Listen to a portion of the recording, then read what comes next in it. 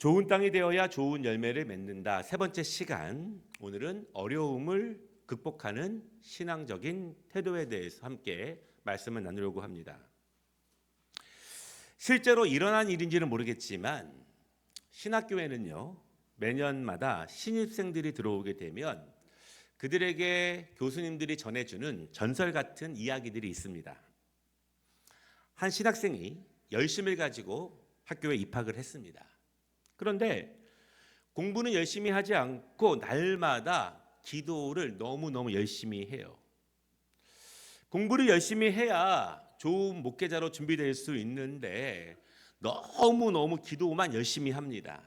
교수님이 공부 좀 하라고 권면을 해도 구하는 이마다 받을 것이요, 두드리는 자마다 열릴 것이요, 이 말씀을 암송하면서 공부는 하지 않는 거예요. 그리고 시험 시간이 되었습니다. 시험지가 배포가 되었고 이 학생은 이렇게 답을 썼어요. 하나님은 다 아십니다. 그리고 당당하게 교실 문을 나섰습니다. 교수님이 평가를 끝내고 답안지를 다시 학생들에게 돌려주었는데 이렇게 써 있습니다. 하나님은 다 아시니 100점. 학생은 하나도 모르니 0점. 우리가 지금 대부분의 많은 분들이 학교의 시험은 아니지만 우리가 인생 가운데 시험과 어려움은 계속되죠. 그리고 그런 시간은 분명히 나의 무엇인가를 테스트하는 그런 시간이 되는 것은 분명합니다. 여기 계신 우리 학생들이나 청년들, 나이가 어린 친구들도 그렇고요. 이 어르신들도 여전히 이 어려움으로부터 자유로운 분들은 없어요. 우리는 늘 어려운 일들을 당하게 됩니다. 그런데 이런 말씀으로 권면을 드리고 싶습니다. 먼저는 나만 당하는 어려움 이렇게 생각하지 않으면 좋겠어요. 사실 모든 사람들이 어려움을 당하는 것은 당연합니다. 지금의 어른들도 다른 사람들도 믿음의 사람들도 어려움을 당했지만 그것을 인내하며 극복하며 여기까지 왔다는 사실을 우리가 기억하는 것은 너무너무 중요해요. 이 말 가운데는요, 나도 할 수 있어, 이러한 결심을 하는 것이 중요합니다. 너무 어렵다고 힘들다고 절망하거나 포기하는 것이 아니라 나도 조금만 더 인내하고 조금만 더 힘을 내면 어려움을 이겨나갈 수 있는 믿음을 갖는 것이 어려움을 경험할 때 너무 중요한 신앙적인 자세예요. 어려움에 대해서 두 번째는요, 어려움은 분명히 나를 성장시킵니다. 우리는 하나님의 인도하심을 믿는 사람들입니다. 비록 때로는 나의 잘못과 나의 죄 때문에 우리가 어려움을 경험할 때도 있어요. 그러나 하나님은 그럼에도 우리를 선하게 인도하십니다. 우리가 그 믿음을 가지고 주님을 더욱더 의지하고 잘 견뎌내면 우리 모두는 어려움으로 인해서 반드시 성장한다는 사실을 믿으시기 바랍니다. 우리는 또한 어려움을 극복해 나아가면서 나를 향하신 하나님의 거룩한 비전으로 우리는 한 걸음 더 나아갈 수 있어요. 오늘 우리는 좋은 밭이 되기 위한 세 번째 말씀을 나누게 됩니다. 그 중에서도 어려움을 잘 감당하고 어려움을 이겨내야 좋은 밭이 된다는 말씀이에요. 오늘도 여러 가지 삶의 어려움 가운데 계신 분들이, 힘들어하시는 분들이 우리 가운데 분명히 있어요. 오늘 말씀을 통해서 하나님이 나에게 주시는 말씀을 통해서 지금 경험하고 있는 어려움들을 잘 이기고 더 큰 소망으로 나아가고 정말 어려움 때문에 좋은 밭이 될 수 있는 축복의 시간 되시기를 주님의 이름으로 축복합니다. 첫 번째 말씀은요, 결국은 어려움을 대하는 신앙적인 자세입니다. 이론적으로는 충분해요. 일단 우리는요, 방법을 알아요. 방법도 모르면 문제가 되겠지만 우리는 방법은 충분히 이미 알고 있습니다. 누가복음 10장을 보면은요, 우리가 잘 알고 있는 선한 사마리아 사람이 이야기가 나옵니다. 그런데 한 율법 교사가 이렇게 질문을 해요. 선생님, 내가 무엇을 하여야 영생을 얻으리이까? 영생을 얻으리이까? 모든 사람들은 영생에 대해서 깊은 관심을 갖게 됩니다. 그 관심으로 인해서 종교를 갖는 것이죠. 그런데 이 율법 교사의 질문을 보면은 유대인들이 가지고 있는 신앙의 핵심을 우리가 알 수 있어요. 신앙 생활이라는 것은 무엇인가? 신앙 생활이라는 것은 아는 것과 행하는 것으로 구분이 되어 있습니다. 그러니까 우리가 신앙 생활을 한다는 것은 아는 데 힘써야 하고, 그리고 알고 있는 것을 행하는 데 힘쓰는 것이 신앙 생활입니다. 율법 교사는요, 이렇게 말합니다. 저는 하나님을 사랑하고 이웃을 사랑하는 것이 영생의 길이라고 알고 있습니다. 답을 하게 되고 예수님은 네가 잘 알고 있구나, 그렇게 칭찬을 하세요. 그리고 주님이 이 말씀을 덧붙이십니다. 내 대답이 옳도다. 이를 행하라, 그러면 살리라. 행하라, 그러면 살리라. 그는 영생의 길에 대해서 너무나 잘 알고 있어요. 이제 아는 거는 됐어요. 아는 거는 충분합니다. 이제는 무엇? 행하면 됩니다. 그가 알고 있는 것, 행하면 영생을 얻어요. 그가 알고 있는 것, 이제 실천하면 하나님의 나라에 가게 됩니다. 아는 것은 이제 그 사람에게 충분합니다. 모르면 문제지만 이제 아니까 행하기만 하면 되는 거예요. 오늘 우리가 말씀을 통해서 함께 나누고 있는 4개의 밭도 마찬가지입니다. 좋은 밭이 되면 풍성한 열매를 맺는다고 성경은 분명히 말하고 있어요. 우리는 그 말씀을 알기에 내가 더욱더 좋은 밭이 되어야 한다고 굳게 믿고 결심하고 있습니다. 그런데 약간의 풍성함이 아니에요. 30배, 60배, 100배 열매를 맺습니다. 아주 강력한 투자예요. 우리가 투자를 하려면 이런 데다가 투자를 해야 합니다. 정말 이렇게 많은 결실을 맺게 된다면 우리는 더더욱 좋은 밭이 되어야 해요.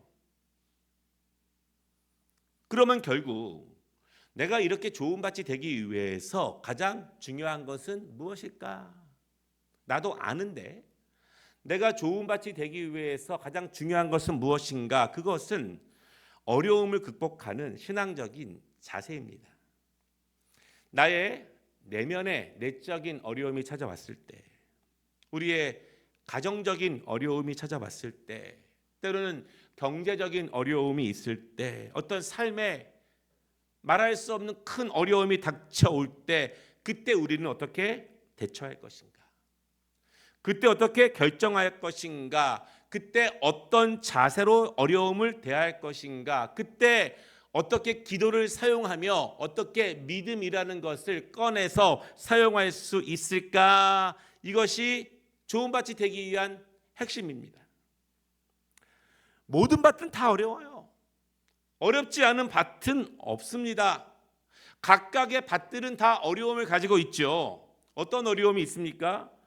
먼저 첫째로 악한 자는 말씀을 빼앗는다. 이런 어려움이 있어요. 19절 말씀인데요. 하나님의 말씀이 떨어졌습니다. 어떤 말씀일까요? 지금 우리는 밭이기 때문에 지금 하나님의 말씀이 내 마음에 떨어지고 있습니다. 지금 내가 받고 있는 하나님의 말씀의 씨는 어떤 열매를 맺기 위한 씨일까요? 하나님의 말씀은 우리를 제자로 인도하는 말씀이에요. 우리를 신실한 그리스도인으로 서게 하는 말씀입니다. 하나님이 지금 우리에게 뿌리고 있는 씨앗은 나를 사명 감당할 수 있는 주님의 종으로 세우기 위한 말씀입니다. 그 말씀은요, 나의 죄를 회개하고 정결케 하고 거룩함으로 인도하는 하나님의 말씀입니다. 지금 하나님이 나에게 주시는 말씀은 결국 나를 살리는 말씀이에요. 나를 빛으로 인도하는 말씀입니다. 그런데 그것을 빼앗아가는 악한 세력이 있는 거예요. 성경은요, 악한 자가 믿음의 사람들에게, 많은 밭들에게 그 일을 한다고 말하고 있습니다. 그 악한 자는 마귀예요.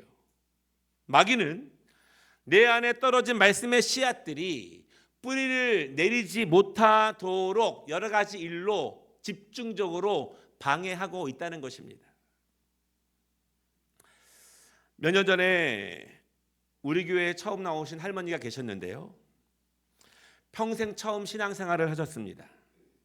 그리고 몇 주를 계속 주일에 나오셨어요. 그러다가 교회 오시지 않아서 연락을 드렸더니 교회 오시다가 넘어지셔서 다치셨다고 합니다. 그리고 그것이 교회에 다니지 말라는 뜻이라고 하십니다. 뜻이라고.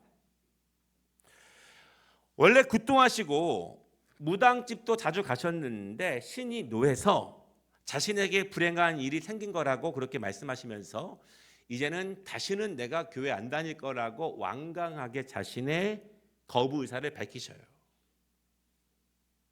우리가 말씀을 듣고 신앙생활을 할 때 때로는 헌신을 다짐하고 내 마음이 뜨거워져서 성실한 주일 성수를 결심하고 여러 가지 신앙적인 각오와 결심을 할 때가 있습니다.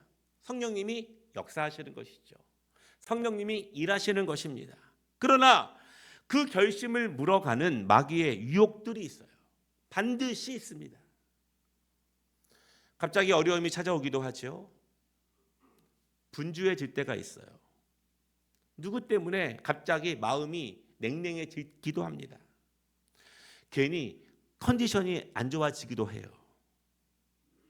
그러면 말씀을 빼앗기는 것입니다.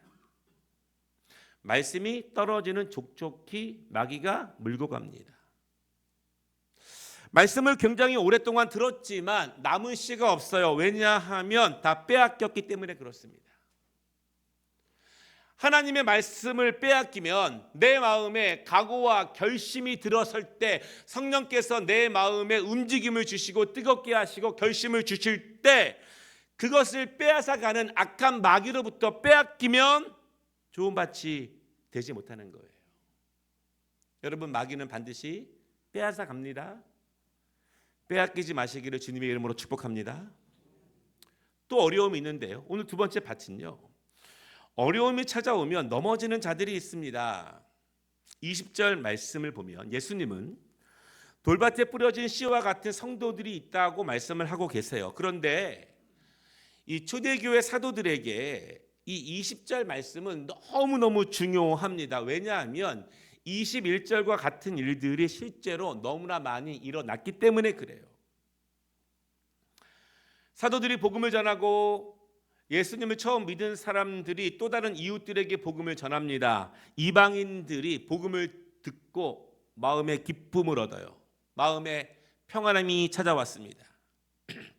인생의 진리를 발견한 것 같습니다. 그동안 믿었던 신들과 전혀 다른 신이에요. 어떤 분은요, 예수를 믿고 오랫동안 아팠던 병이 나아요. 악한 귀신이 물러가기도 합니다. 해결되지 않았던 문제들이 해결됩니다. 과연 예수를 믿으니 무엇인가 좋아지고 나아지는 것을 느껴요.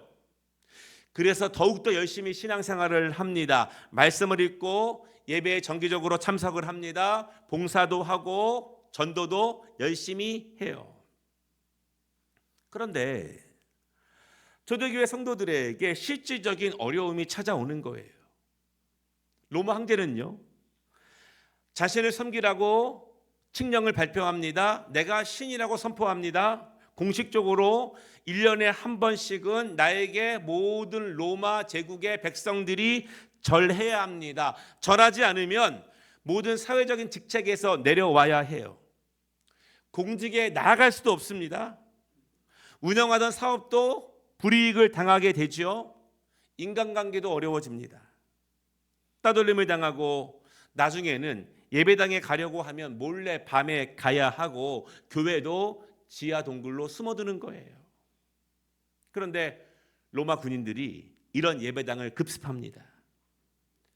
그리고 기독교 신앙을 포기하라고 강요하죠. 포기하지 않으면 실제로 박해와 어려움이 있고 감옥에 끌려가기도 합니다. 그러면 신앙을 포기하는 거예요. 예수를 믿되 너무 고생스럽게 믿고 싶지는 않아요.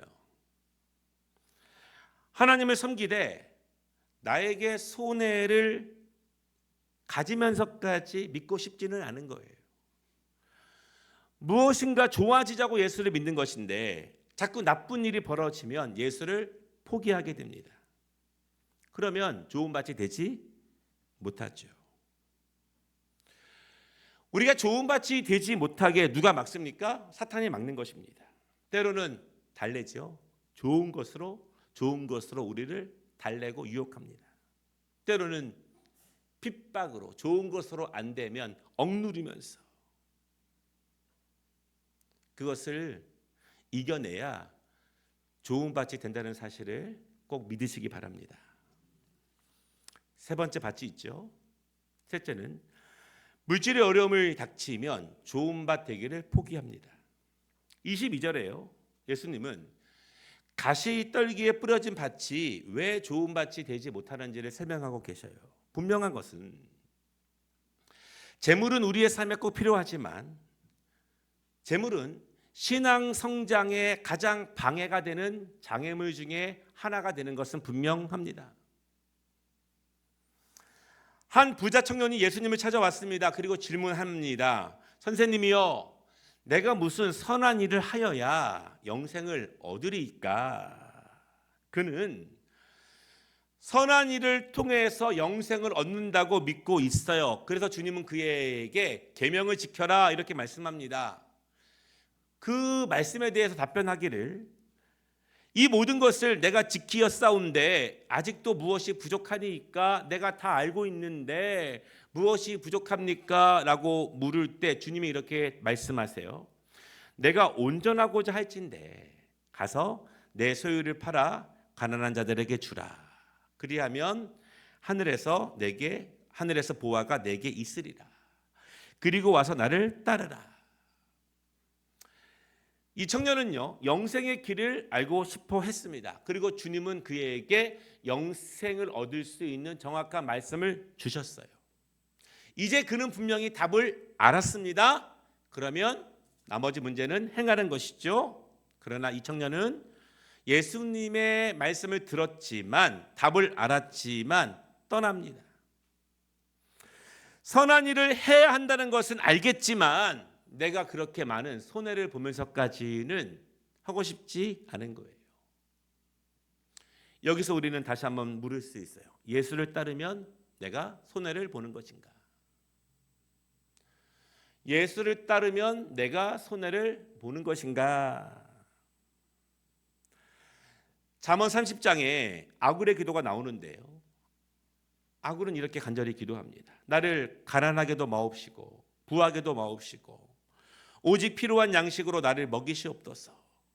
혹 내가 배불러서 하나님을 모른다 여호와가 누구냐 할까 하오며 혹 내가 가난하여 도둑질하고 내 하나님의 이름을 욕되게 할까 두려워함이니이다. 물질이 우리의 삶에 너무너무 필요하고 우리가 그것을 위해서 아버지께 기도하는 것은 너무너무 당연합니다. 그런데 물질이 부족해서 말씀의 씨를 빼앗기고 때로는 물질이 너무 많아서 말씀의 씨를 빼앗기고 때로는 물질을 온전히 하나님께 드리는 데 실패하여 복음의 씨가 뿌리를 내리지 못하고 때로는 물질을 따라 이리저리 오가느라 온전한 예배자가 되지 못하는 모습들.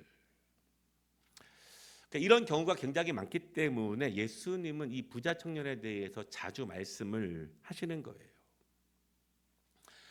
오늘 우리는 세 개의 밭에 대해서 함께 예수님의 해석을 들었습니다.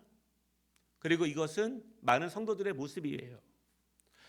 이 세 개의 밭 모두 그럴 만한 이유가 있고 그럴 만한 명분도 있고 깊이 들어보면 그럴 만한 사정도 있는 것은 분명해요. 그러나 핵심은 좋은 밭이 되지 못했습니다. 그래서 열매를 거두지 못했어요. 아주 중요한 점은요, 자신이 생각하는 방법으로 열매를 맺으려고 했지만 그렇게 결정했지만 그래서 손해를 안 보려고 했지만 그래서 말씀을 내가 손에 안 보려고 더 많은 것을 얻으려고 말씀의 씨앗을 사탄에게 기꺼이 내어 주었지만 이 모든 것들이 내가 열매를 맺지 못하는 지름길로 내가 스스로 걸어간 것이 되어 버렸습니다. 우리에게 어려움은 항상 닥칠 것입니다. 하나님께서 우리에게 어려움을 내려보내지 않기를 기도하는 것보다 우리는 어려움을 만날 때 주님과 함께 이겨나가는 믿음을 구하는 것이 훨씬 더 현명할 거예요. 여러 가지 어려움이 닥칠 것입니다. 결국 어려움을 대하는 자세, 어려움을 이기는 방법들, 그것이 우리의 신앙입니다. 어려움을 견뎌내고 어려움을 이겨내며 우리는 조언받지 되는 거예요. 사랑하는 여러분, 힘들겠지만 어려움에 지지 마시기를 바랍니다.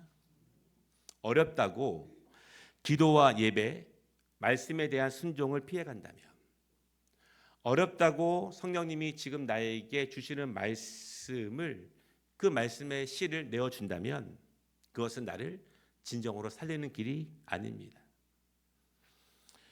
좋은 밭은 반드시 어려움 너머에 있습니다. 어려움을 꼭 신앙으로 이기시기를 주님의 이름으로 축복합니다. 두 번째 말씀은요, 결국 어려움은 소망으로만 이길 수 있어요. 오늘 세 개의 밭은 결국 좋은 밭이 되지 못했습니다. 물론 그들도 좋은 밭이 되고 싶었을 거예요. 왜냐하면 좋은 밭이 거두는 풍성한 소출을 알기 때문에 그렇습니다. 지금 이 말씀을 받고 있는 우리 모두 좋은 밭이 되기를 싫어하는, 원하지 않는 분은 아무도 안 계실 거예요. 그러나 결국 세 개의 밭은 좋은 밭이 되지 못했습니다. 미래에 대한 기대보다는 현재가 더 중요하기 때문이에요. 현재 지금 내가 어려움을 당하는 것이 싫었고, 지금 내가 핍박과 박해를 받는 것이 너무 힘들었고, 지금 내가 풍성함을 소유하고 싶은 열망이 더 강했기 때문입니다. 부자 청년처럼 영생의 길을 알고는 싶었지만 영생은 먼 훗날의 일입니다. 나에게는 지금이 더욱더 중요한 거예요. 지금이 더욱더 중요하고 현재가 더 중요한 사람들에게는 소망은 별로 힘이 없어요. 소망은 나중의 일이고, 소망은 먼 훗날의 일이고, 소망은 미래의 일이기 때문에 지금 나에게는 별로 중요하지 않은 것입니다. 어떤 분들은요, 내가 나중에 지금 잃어버린 것들을 다 만회할 수 있는 기회가 있을 것이라고 착각하는 분들도 계시죠. 그러나 그렇지 않습니다. 모든 것에는 때가 있어요. 씨는 봄에 뿌리는 것이고, 여름이 지나고 가을이 되면 결실을 맺습니다. 겨울이 되면 아무리 씨를 뿌리고 싶어도, 좋은 밭이 되고 싶어도, 열매를 맺고 싶어도 겨울이 되면 아무것도 할 수 없어요. 그때 주님이 주실 때, 그것을 받을 때 맺는 것이 가장 복된 일입니다. 오늘 이 말씀을 듣고 있는 사람들이 누구일까요? 예수님의 제자들이요, 사도들이, 초대교회 지도자들이 예수님께서 그들에게 하신 말씀들을 받아가지고 이 초대교회 성도들에게 이 말씀을 지금 전하고 있는 거예요. 그 성도들에게, 실질적인 어려움을 당하고 있는 성도들에게, 실질적인 네 개의 밭과 같은 성도들에게 이 말씀을 전하면서 세 개의 밭은 이러한 열매를 거두지 못하고, 그리고 한 개의 좋은 밭은 많은 열매를 거두게 됩니다. 이 말씀을 그들에게 전하고 있습니다. 왜냐하면 그들도 모두 다 좋은 밭이 되기를 원하기 때문에. 지금 우리도 동일하게 그 말씀을 듣고 있는 것입니다. 지금 우리도. 그러니까 지금 우리도, 이 말씀을 듣고 있는 우리들도 좋은 밭이 되기만 하면 어떤 열매를 맺게 되는지 이제 우리는 다 알았죠. 이제 우리는 다 알았습니다. 내가 어려움을 당하지만 그 어려움을 이기고, 힘들지만 각고의 노력 끝에 주님 의지하며 내가 좋은 밭이 되면 하나님께서 나에게 어떤 은혜를 주실지 분명히 말씀해 주고 있어요. 이제 우리는 모르지 않아요?